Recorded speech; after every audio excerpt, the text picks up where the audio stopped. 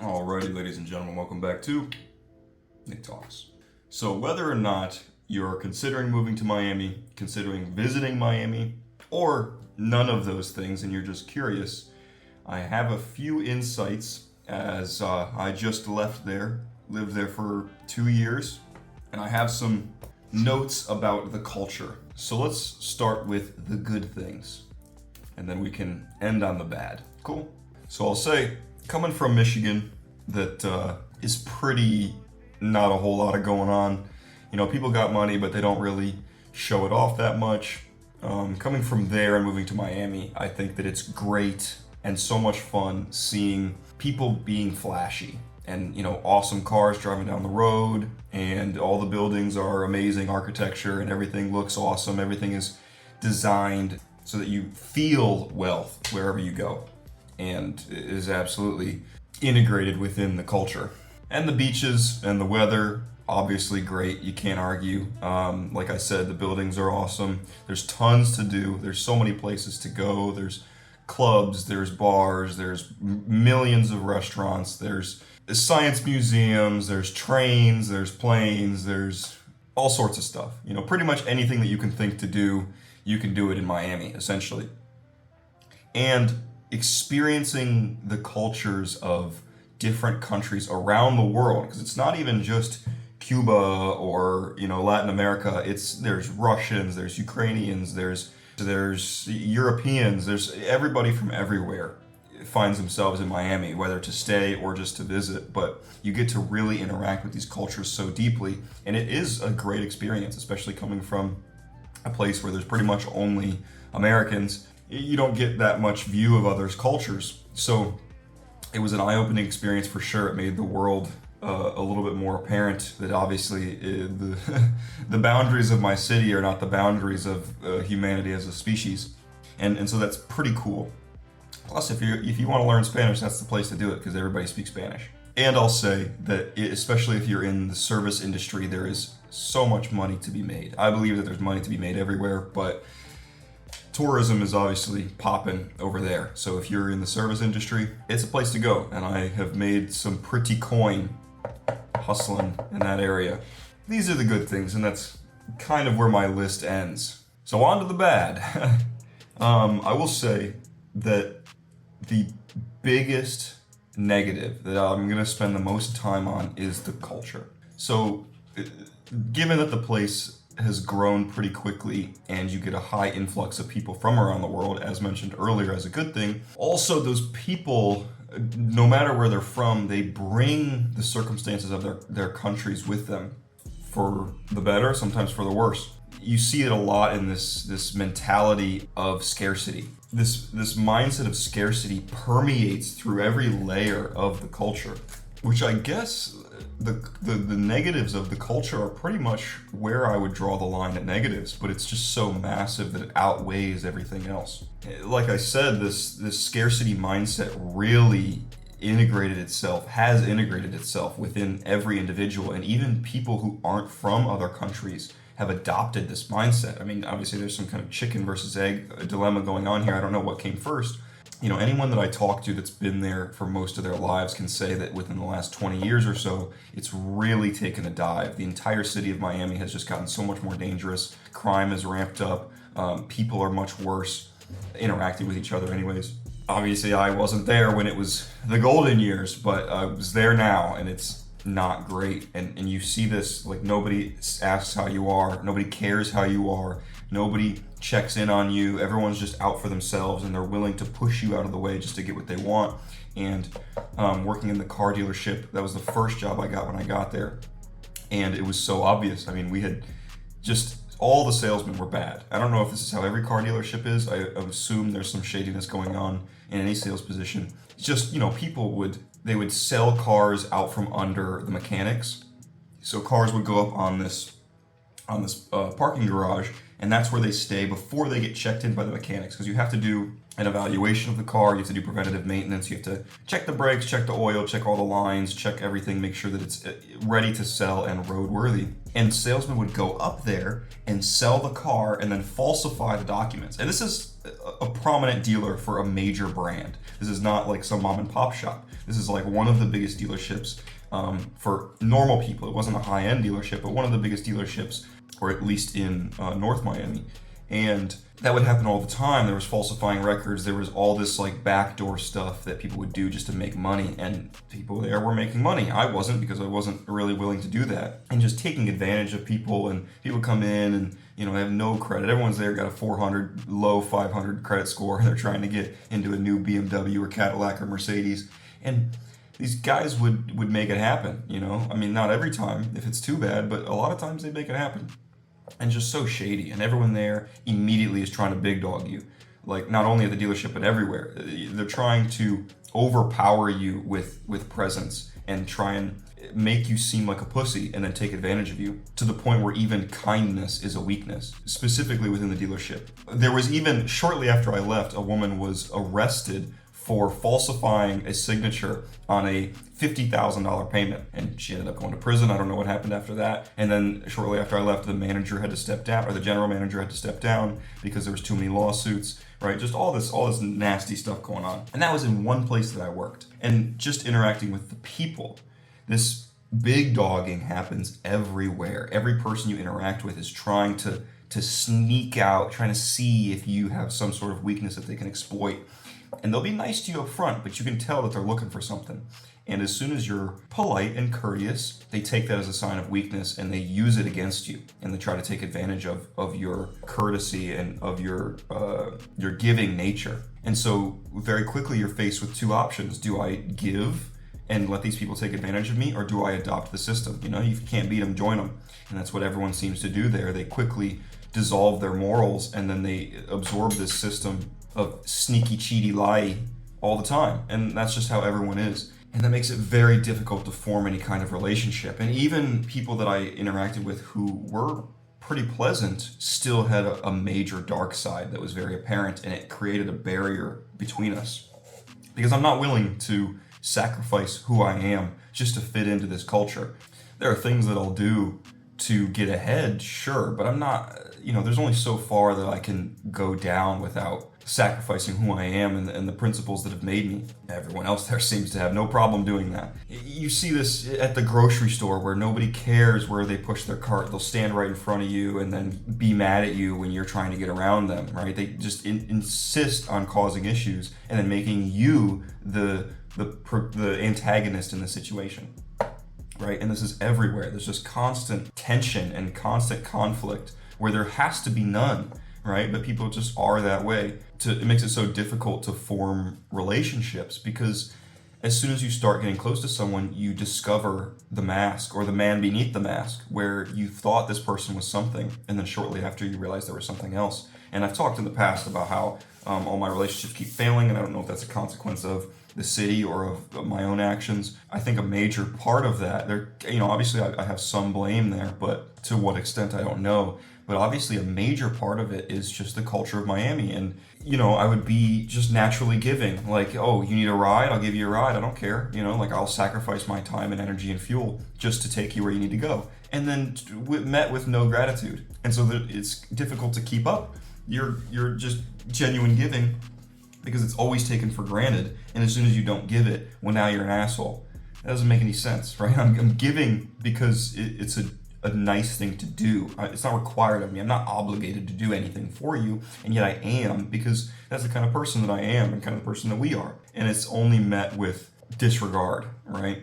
And on some level, you can change that by becoming a person that people look up to. But I notice that there are drop-offs in how well that works over time. And it wears on you. It really wears on you. Just constantly forming relationships and then finding out that this person and that person and the next person are all shady beneath the veil. And you can't form relationships that are actually meaningful unless you become them. And even then, it's not going to be a meaningful relationship. Even if you pretend and you get past all that other stuff by being nasty and negative like they are, it can only go so far. And, you know, I had one of the closest friends that I made still trying to tell people in front of me and behind my back, like point out negative points just to raise himself up, right? And then another one of the closest friends that I made just completely failing to invest anything into the relationship that didn't benefit themselves. You know, how much can you blame them? How much can you blame the system?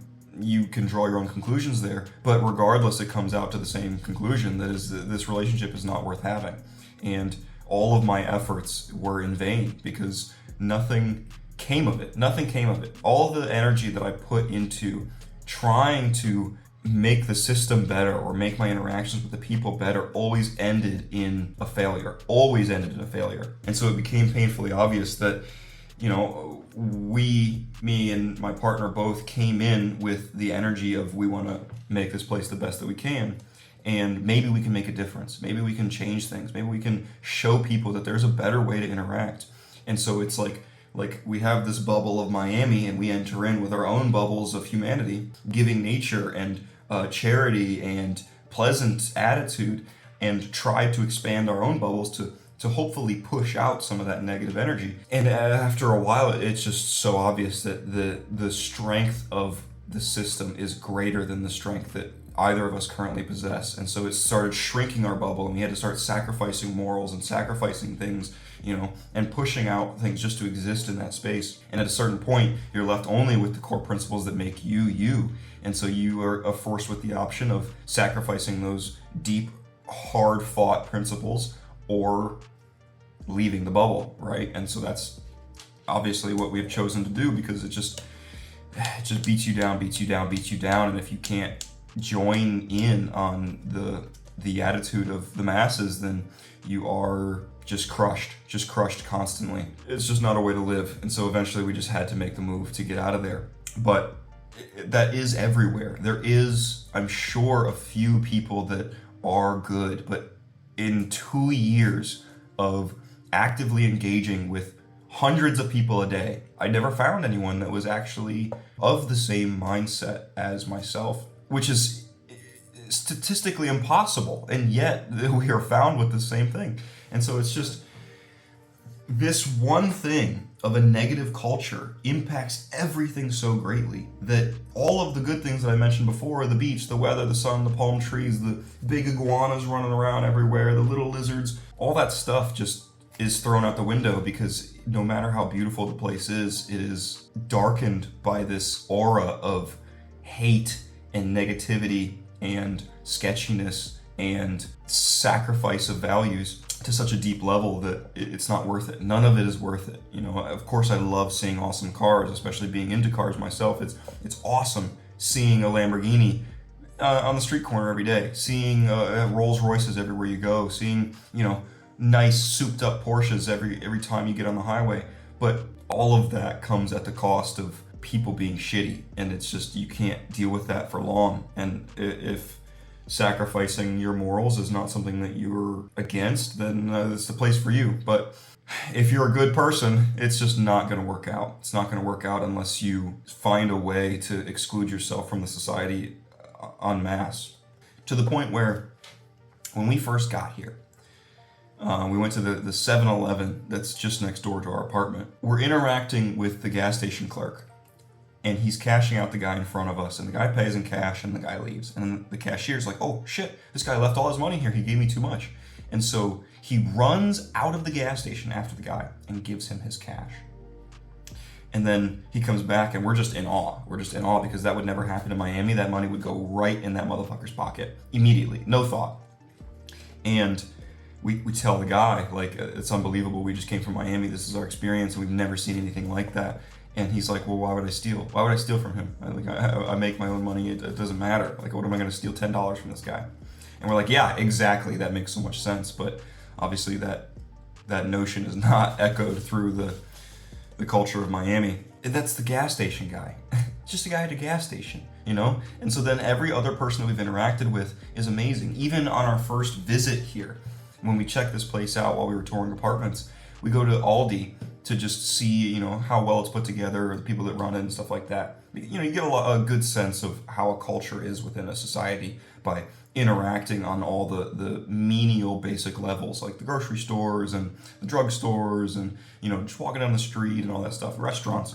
And immediately you're met with, hey, how you doing today? Oh, good, how are you? Oh, how's everything going? And like a pause in what they're doing to check on you, which is unheard of anywhere near Miami. And I'm not just talking about Miami. This includes Hollywood. This includes, anywhere north and south. I didn't really find it in the Keys, but with anywhere surrounding that city is always like that. And, when you come from that culture, we're in the grocery store and I bump into someone, they go, oh, I'm sorry, excuse me.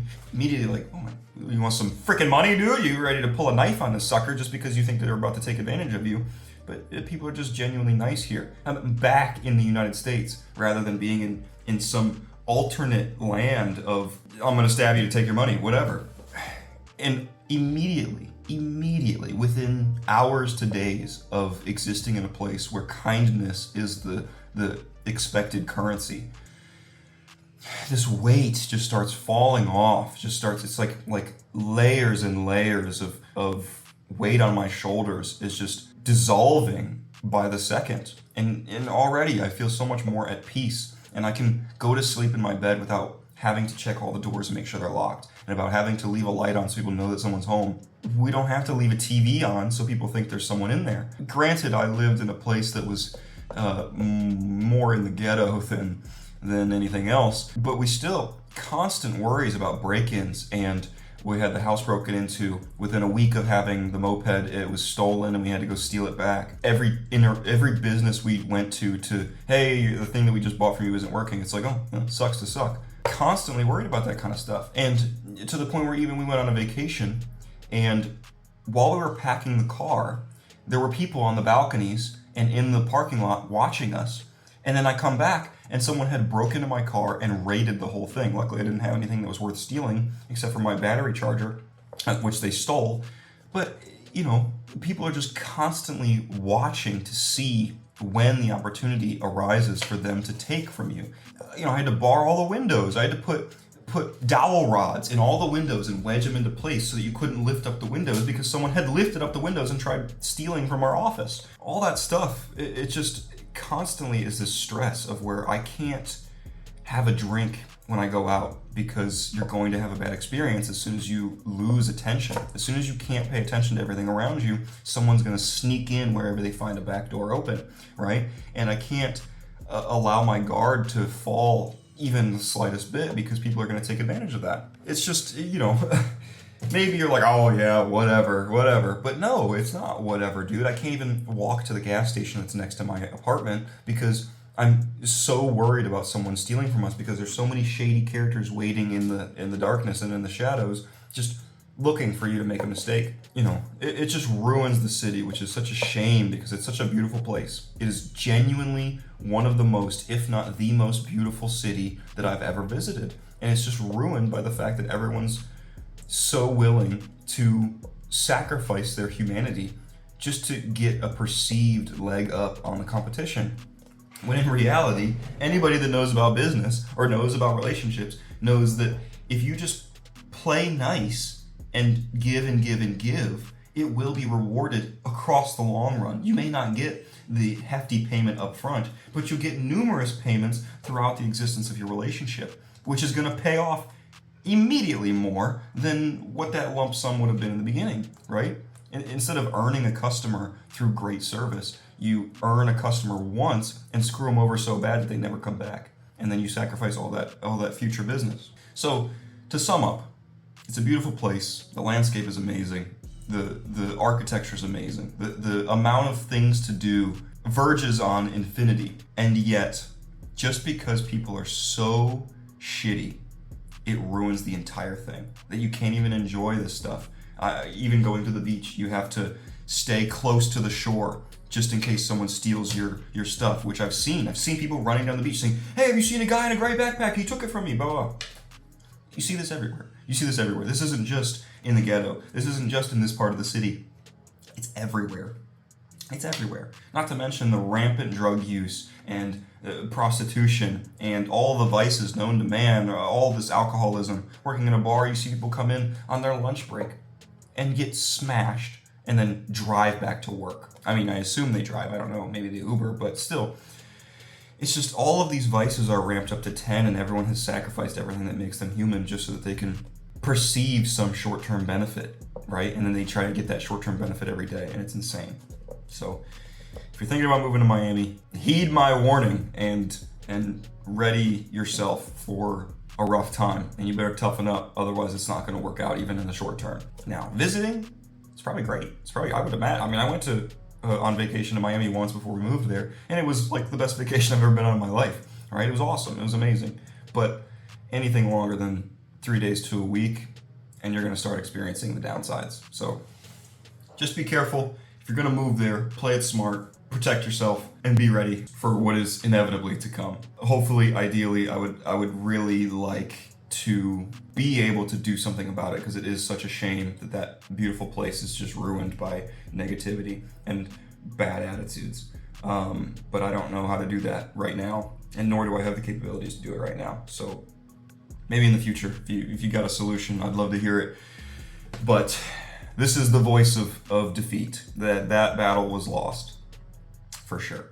Let me know what you think. If you're from Miami and you've got some negative things to say, I'll hear it, but you're wrong. And I know this because I've talked to so many people, and when I told people I was getting out, and I told them the reasons I was getting out, hey, I'm tired of the honking, I'm tired of when I put on my turn signal, people rush ahead of me just to cut me off so that I don't get ahead of them, when we're all going to the same place. We're all going down the road. It doesn't matter. You don't have to get ahead by inches every single second. I'm tired of that. I'm tired of the people. I'm tired of the negativity. People are like, oh, well, you can just move over here and it's fine, and you don't know what you're talking about, and you're missing out. There's so much money to be made here. And it's like, yeah, but I'll sacrifice half my paycheck or more just to be able to have peace and quiet and enjoy interacting with people and forming genuine connections. But when you're within that system, you don't understand that. Anywho, that's my little rant here, my little spiel on Miami. But thank you for watching, and let me know what you think. I'm very curious to see if anyone else has had the same experience.